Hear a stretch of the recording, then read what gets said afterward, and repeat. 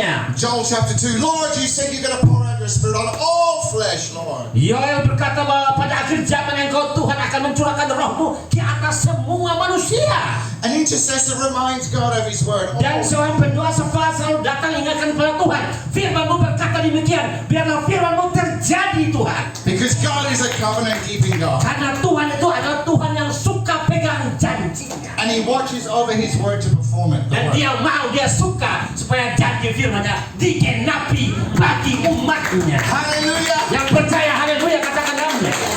Praise God. Puji Tuhan. The role, I believe, my personal opinion, the intercessor is probably more important than many other gifts. Saya pribadi percaya bahwa pelayanan pendoa syafaat adalah pelayanan yang lebih penting dari pelayanan karunia apapun. Amen. Because the Bible says in Luke, before we go and plunder the strong man's goods, which is souls, we first must bind the strong man. We must bind him up.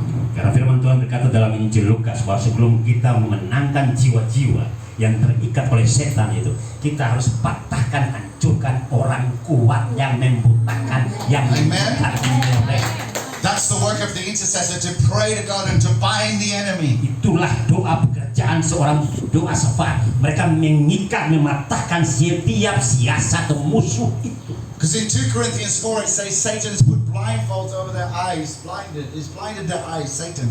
Karena di dalam 2 Korintus pasal 4 dikatakan bahwa iblis adalah ilah zaman ini yang membutakan mata manusia sehingga mereka tidak melihat terang Injil. So those blindfolds, as we pray, God pulls them off. Dalam itu mereka tertutup, mereka terikat. Kita berdoa supaya selubung mata mereka diangkat, dibuka. So they can see Jesus on the cross for them. Sehingga mereka menyadari bahwa mereka lihat Yesus tergantung di kayu salib buat hidup mereka itu.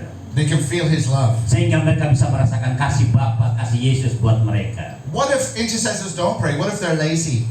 Bagaimana kalau seorang pensafat itu malas berdoa, tidak suka berdoa? Many people will go to hell. Perhatikan, kalau seorang pensafat, pendoa tidak suka berdoa, banyak umat binasa masuk ke neraka. Satan is not playing games. Have you noticed? He's not playing any Kita games. tahu bahwa setan itu tidak main-main. Kalau saudara main-main, setan tidak main-main.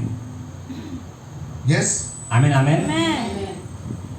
Many Christians are addicted to the phone today, addicted to internet. Akhir zaman saat ini orang Kristen semua terikat dengan medsos, dengan HP, semua hari-hari hidupnya dengan medsos saja. Their heart is in the world. They love the world. They Sehingga love hati mereka diterpaut dengan nikmatnya dunia ini. Many Christians are struggling really with their faith. They're struggling. Sehingga membuat banyak orang Kristen bergumul dengan imannya, jatuh bangun dengan imannya. In Australia, Di negara Australia sana, America, Indonesia, they're struggling. semua banyak orang Kristen bergumul. That is the truth. Apakah itu betul? Amen. Amen. So tonight, because the season we live in, the days are evil, the Bible says, the days are evil. Perhatikan bahwa kita sedang hidup di masa-masa hari-hari